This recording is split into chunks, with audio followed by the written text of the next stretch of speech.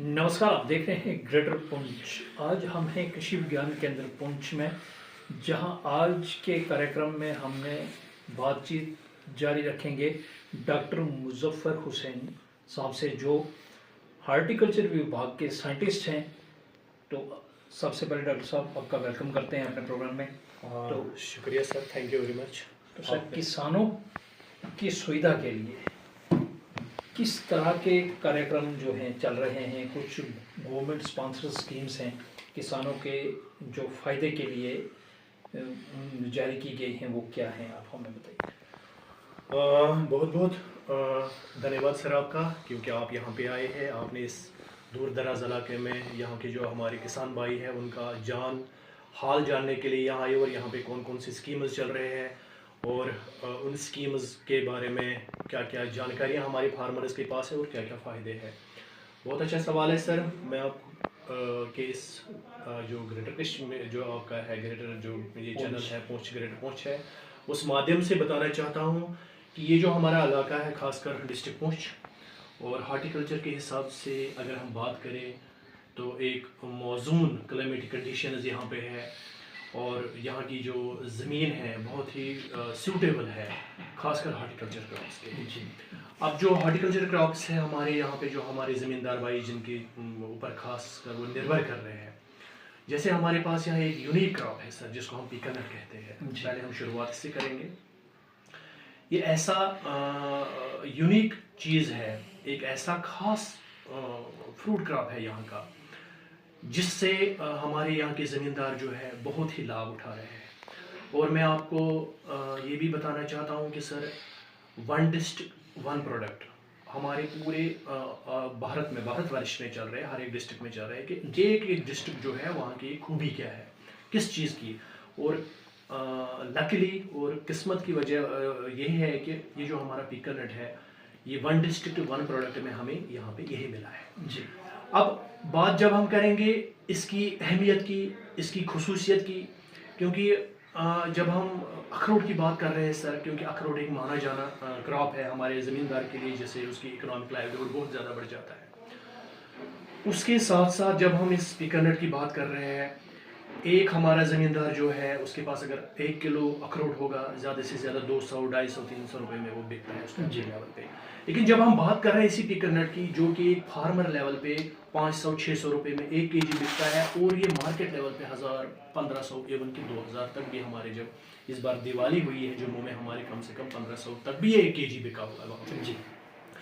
तो इस ज़मन में कि हमने इस फ्रूट क्रॉप को बहुत बढ़ावा दिया है, बढ़ावा इस हद से दिया है कि अब हमारा इंस्टीट्यूट है यहाँ पे, ये जो यहाँ पे हम जिस टाइम में जहाँ सर बैठे हैं, ये इदारा जो है, ये शेर Kashmir university of agriculture science and technology Jammu से जुड़ा हुआ इदारा है, कृषि विज्ञान केंद्र यहाँ पे है। हमारे यहाँ पे ज़्यादातर यही काम होता है कि हम एक रिसर्च एक्टिविटीज़ जो चलती रहती है, और हमारी यूनिवर्सिटी में जो रिसर्च एक्टिविटीज़ चल रही है, उसके बाद हम वहाँ से जो वैराइटीज़ हमारी रिलीज़ होती है या कोई न्यू टेक्नोलॉजीज़ हमारी आती है, उनको हम यहाँ इस सेंटर से ज़मींदारों तक पहुँचाते हैं। इस इंस्टीट्यूट का एक मेन मुद्दा और मेन काम यही है कि गैप जो है, एक ब्रिज है फार्मर और रिसर्च के बीच में जी। तो हमारे यहाँ पे सबसे ज़्यादा काम इसी पे चलता है कि हमारा जो ज़मींदार भाई है, इसको हम ज़्यादा से ज़्यादा तरक्की के राह पे कैसे गामजन करें, इसको ज़्यादा से ज़्यादा हम कैसे, जिसको कहते हैं कि इसका जो लाइवलीहुड है, इसकी जो आमदनी है, इसका जो इनकम है, वो किस तरह से दिन ब दिन बढ़ता रहे। क्योंकि ज़माना, जैसे सर आपको पता है कि ज़माना चेंज होता रहता है। पहले ज़माने में हमारे ज़मींदार भाई जैसे थे, वो कुछ भी लगाते थे, उनको पता भी नहीं होता कि हम जो क्रॉप लगा रहे हैं, चाहे हॉर्टिकल्चर में है या एग्रीकल्चर में है, तो उनको इसका नफ़ा नुकसान का भी पता नहीं होता है। लेकिन अब ज़माना डिजिटल है, ज़माना चेंज हुआ, साइंटिफिक दौर है। साइंटिफिक दौर में हमारा यही ज़्यादा इसी बात पे ज़्यादा हमारा जोर रहता है कि हमारा ज़मींदार जो है वो अपना ज़मीन, कीमती ज़मीन अगर वो इस्तेमाल कर रहा है, उस कीमती ज़मीन में उसको एक अच्छे किस्म पैदावार, अच्छे नस्ल जिसको हम कहेंगे, अच्छा पैदावार वाला जो है, चाहे क्रॉप हो, चाहे हॉर्टिकल्चर क्रॉप हो या एग्रीकल्चर क्रॉप हो, वो इसमें वो लगाए, जिससे उसकी आमदनी बढ़ती रहे जी। तो हॉर्टिकल्चर की बात सर आपने वजह फरमाई है कि यहाँ के ज़मींदारों के लिए, जैसे मैंने आपको पहले कहा, पीकानट है हमारा, यहाँ वॉलनट है, यहाँ सेब है, यहाँ सर यहाँ का प्लम बहुत बड़ा है, बहुत अच्छा चीज़ है यहाँ का, क्योंकि माना जाना प्लम है पुंछ का एप्रिकॉट है कुर्बानी यहाँ पे। यहाँ पे सर हमारे ऐसे ऐसे इवन कि हमारे सिट्रस फ्रूट्स जो हमारे वो भी यहाँ चलते हैं। लेकिन एक चीज़ होता है सर, कमर्शियल चीज़ लगाना एक चीज़ होता है कि जिससे हम ऐसे हमने लगा लिया, एक दो बूटे लगाए, दूसरा चीज़ हमारा होता है कमर्शियली। कमर्शियल का बेनिफिट यही होता है कि हमारा जो फार्मर होता है अपनी ज़मीन में उसने कमर्शियल लेवल पे किसी क्रॉप को उगाया, उगाने के बाद उसने दूसरे लोगों को भी दिया और अपना रोज़गार चलाया। इस ज़मीन में सर हमारा यहाँ हॉर्टिकल्चर जो है बहुत ही फ्लोरिश चल रहा है। लेकिन शुरुआत इस इन द सेंस इस चीज़ में है कि जो हमने सर अभी पीकनट की बात की है, हमारे यहाँ पे जो हमारा ज़मींदार है इसको प्रॉब्लम आती है कि ये जो बूटा है इसका ये हम कहाँ से लाएं। क्योंकि सबसे बड़ी बात वही आती है क्वालिटी प्रोड्यूस, क्योंकि जब तक हम एक क्वालिटी अच्छी नस्ल का बूटा अपने बाग में न लगाए तो तब तक हम एक्सपेक्ट नहीं कर सकते कि कल को हम अच्छा ईल्ड यानी अच्छा पैदावार हम ले सकते हैं। उसके लिए हमारे इंस्टीट्यूट यूनिवर्सिटी ने बहुत अच्छा यहाँ पे काम चल रहा है इसका हमारा इस पर।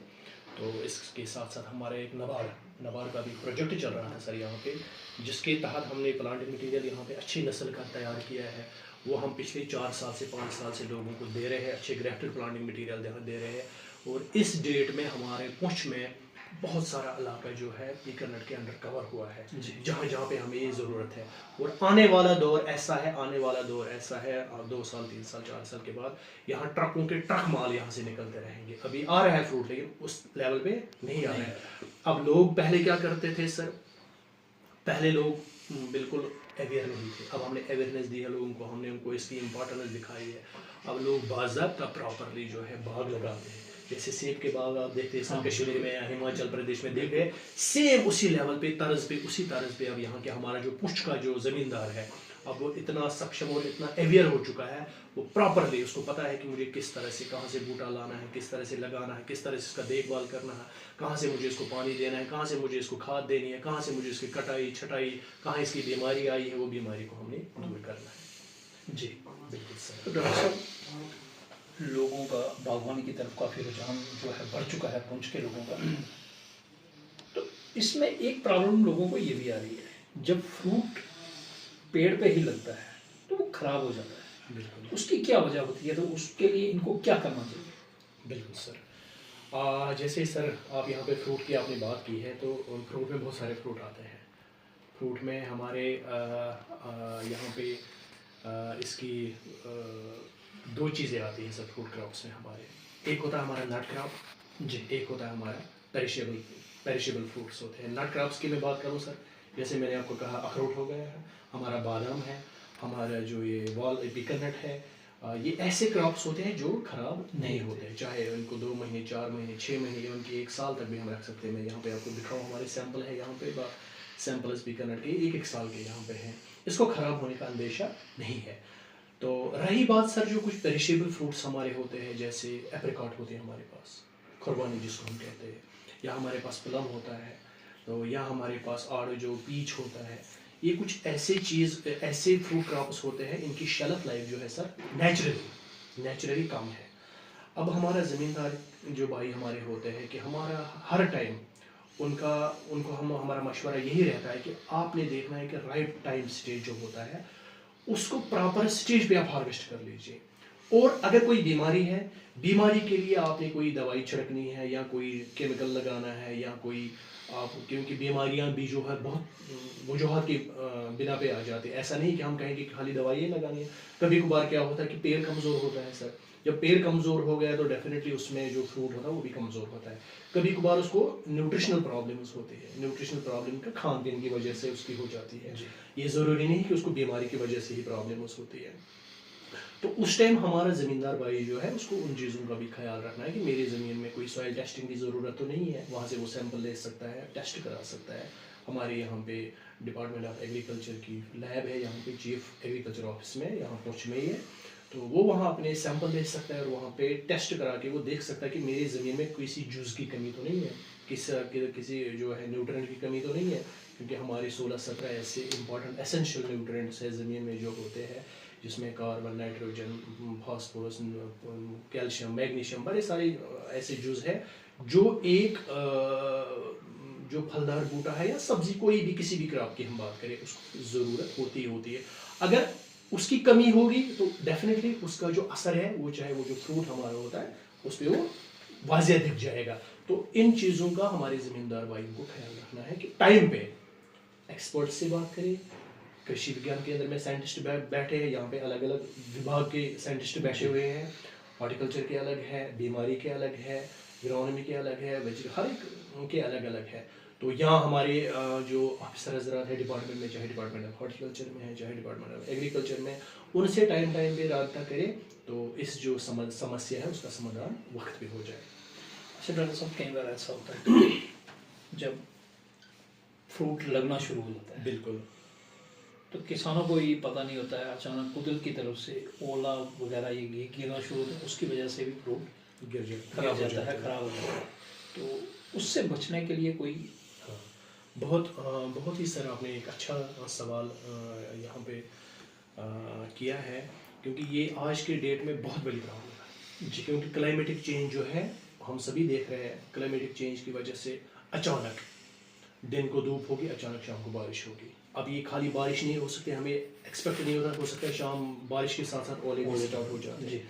और ये ऐसी पत्थर है सर, ये मान लीजिए कि ये जो ओला है ये ऐसा नुकसान करता है फ्रूट को, क्योंकि जैसे हमारे हम चाहे यहाँ सेब की बात करें या प्लम की बात करें या किसी भी फ्रूट क्रॉप की बात करें, अब ये पेड़ भी होता है, ये बिल्कुल इसका जो फ्लैश होता है, स्किन होता है, बड़ा नाजुक होता है, मतलब नाजुक होता है, क्योंकि जब उसके ऊपर ये ओला लग जाता है तो इसको जख्म लगाता है, जख्म आता है इसमें, और इस जख्म के साथ ये जख्म बढ़ता जा रहा है, ऑटोमेटिक होता क्या सर, फ्रूट ड्रॉप हो जाता है, फ्रूट खाने के लायक भी नहीं होता है, खराब हो जाता है, हमारे नुकसान हुआ। अब जो हमारा ज़मींदार भाई जो आपने अच्छा सवाल किया है कि किस तरह से हम इससे बच जाए, आज के डेट में सर हम जो एंटी हेल नेट सिस्टम है जी, गवर्नमेंट की तरफ से सब्सिडी भी है उसमें, खासकर सर हमारे जो किसान ज़मींदार भाई है उनको पता है कि आजकल जो हम अल्ट्रा हाई डेंसिटी जो एप्पल का कॉन्सेप्ट चल रहा है, छोटे छोटे बूटे हैं उनमें 2 साल के बाद फ्रूट आना स्टार्ट आते हैं, क्योंकि अब जो है मैकेनाइज्ड जो है बागवानी हो रही है, जिसको कहते हैं कि मैकेनाइज्ड फार्मिंग हो रही है। अब वो उसमें ऑटोमेटिकली जो ट्रेलिस लगा हुआ है, आपने अक्सर बेशतर वो लंबे लंबे पाइपें देखी है, बैम्बू देखे हैं, ऐसा लगे हुए हैं, उनके ऊपर ऑटोमेटिकली वो हम जो है ये जो एंटी हेल नेट लगा सकते हैं, उसको हम जब भी ज़रूरत है, जैसे खासकर हमें मार्च से लेके ऑनवर्ड्स, मार्च अप्रैल मई जून, ये 2-4 महीने बहुत ही सीवियर होते हैं, जिसमें ये जो हेल स्टॉर्म का ज़्यादा अटैक रहता है, उस दौरान हमारे जो ज़मींदार भाई है उस एंटी हेल नेट को रखे ऊपर, तो ये सबसे अच्छा तरीका है। अदरवाइज इससे अलावा इसका कोई तरीका नहीं, क्योंकि ये नेचुरल क्लैमिटी है सर जी। इसको हम इसके अलावा रोक नहीं सकते हैं। हमारे जो ज़मींदार भाई इस एंटी हेल नेट सिस्टम को इस्तेमाल करें और हमारा फ्रूट जो है वो प्रॉपरली बेच सकते हैं। तो डॉक्टर साहब, ये भी अक्सर कई बार ये भी देखा जाता है कि मार्केटिंग नहीं होती, फ्रूट किसान वो बेच नहीं सकता मार्केट में, बड़ा गवर्नमेंट की तरफ से ऐसा भी कुछ है, कोई मार्केट वगैरह है? बिल्कुल, बहुत अच्छा सवाल है सर। अक्सर बेशतर क्या होता है कि क्योंकि खासकर जो हमारे ये पोच इलाका है, क्योंकि कुछ फार फ्लंग एरियाज ऐसे होते हैं कि जहाँ पे एक्सेस ट्रांस कम होती है, मार्केटिंग की एक्सेस कम होती है, बाकी चीज़ों की एक्सेस कम होती है, इसके लिए गवर्नमेंट ने एक खास जो है farmer produce organization FPOs develop किए हैं। और मैं आपको सर बताना चाहता हूँ आपके इस माध्यम से कि जो हमारा Jammu Kashmir competitive improvements and agriculture के रिलेटेड जो नया प्रोजेक्ट आईफेड ने हमें एक प्रोजेक्ट लॉन्च किया है, कम से हमारे JNK में 6-7 साल के लिए है ये, उसमें जोर दिया गया है कि मार्केटिंग पे ही ज़्यादा, उसमें एफपीओज जो जितने भी हमारे हैं फार्मर प्रोड्यूस ऑर्गेनाइजेशंस बनानी है, जैसे हमारे छोटे यहाँ पे जैसे हमने भी बात कर रहे थे इसकी पिकलनट की, इसकी एक ऑर्गेनाइजेशन यहाँ पे बनी है, जैसे हम वॉलनट की बात करें, अखरोट की, उसकी एक मंडी में हमारी एक ऑर्गेनाइजेशन बनी है। हम मेज़ की बात कर रहे हैं, जो हमारी मक्की यहाँ पे, क्योंकि यहाँ पे मक्की अच्छी खासी हमारे पहुँच में निकलती है, इसकी हमने एक एफपीओ बनी है दिगवाल में जी। तो अब जब बात आती है सर कि फॉर एग्जांपल एक किसान है हमारा, एक किसान के पास 4 किलो 5 किलो 6 किलो या 10 किलो या 1 क्विंटल निकला है, अब उसको उठा के यहाँ से तो जम्मू तो नहीं जा सकता है, यहाँ से तो श्रीनगर या दिल्ली तो नहीं जा सकता है वो। अब गवर्नमेंट इसीलिए जोर दे रहा है कि हमारे किसान भाइयों को कि एक जो फार्मर प्रोड्यूस ऑर्गेनाइजेशन जो बन रही है, 8 10 15 20 100 200 400 जितने भी फार्मर हैं, इनका एक जो भी प्रोड्यूस होता है, किसी के पास 50 केजी है, किसी के पास क्विंटल है, तो ये बना के मिला के उसके बाद जो कंपनीज है वो टाइप हो रहा है उनके साथ, तो वो कंपनीज जो है खुद माल उठाएंगे यहाँ से सर, यहाँ उठाते बिल्कुल यहाँ से। तो इसलिए जो कॉन्सेप्ट है मार्केटिंग का कि नहीं जी मार्केटिंग नहीं हो रही, लेकिन असल वजूहत वो नहीं है। असल वजूहत कि हमारा जो प्रोड्यूस है, हमारा जो ईल्ड है, हमारा जो पैदावार ज़मीन से जो निकल रहा है, क्या वो उस लायक है, क्या हम उसको उस लायक उस काबिल बनाते हैं कि ये हमारे मार्केट में जो पैसा अच्छे खासे मिले। ऐसा नहीं है कि ये कि क्या हम यही प्रोडक्ट जो हमारा है ये हम मार्केट में ले जाएंगे तो वहाँ ये कम्पीट नहीं करेगा, क्योंकि सर कंपटीशन का ज़माना है। इस टाइम तो बाहर से हमारा बड़े बड़े यूरोपियन कंट्रीज़, अमेरिका, बाकी जगहों से माल आ रहा है, तो यहाँ हमारी कंट्री क्योंकि ट्रेड ओपन ट्रेड है, सिस्टम है जी, कहीं से भी आ सकता है। मार्केट में तो 10 जगह से माल आ सकता है। यही सेब अगर हमारा उससे फॉर एग्जांपल जाएगा, यही सेब हिमाचल और श्रीनगर से भी आता है। क्या हमारा ज़मींदार इतना सक्षम है, क्या हमारा ज़मींदार जो हमारा भाई है, जो किसान हमारा है, क्या उसने अपना प्रोड्यूस जो है उस काबिल बनाया है कि वो उसका जो सेब है, अखरोट है, वालनट है, प्लम है, सब्जी है, जो भी है, वो कल मार्केट में वहाँ पे कम्पीट कर सके जी। उस चीज़ का ख्याल रखना है। ये चीज़ें कुछ खास चीज़ें हैं जिनके हमारे किसान भाइयों को, बाकी मार्केटिंग के लिए तो FPOs बन रहे हैं और बने भी हैं। तो हमारी राय यही होगी हमारी फार्मर भाइयों को कि आप जुड़ जाओ, क्योंकि आजकल अवेयरनेस प्रोग्राम इसी के ऊपर है हमारे यहाँ पुंछ में।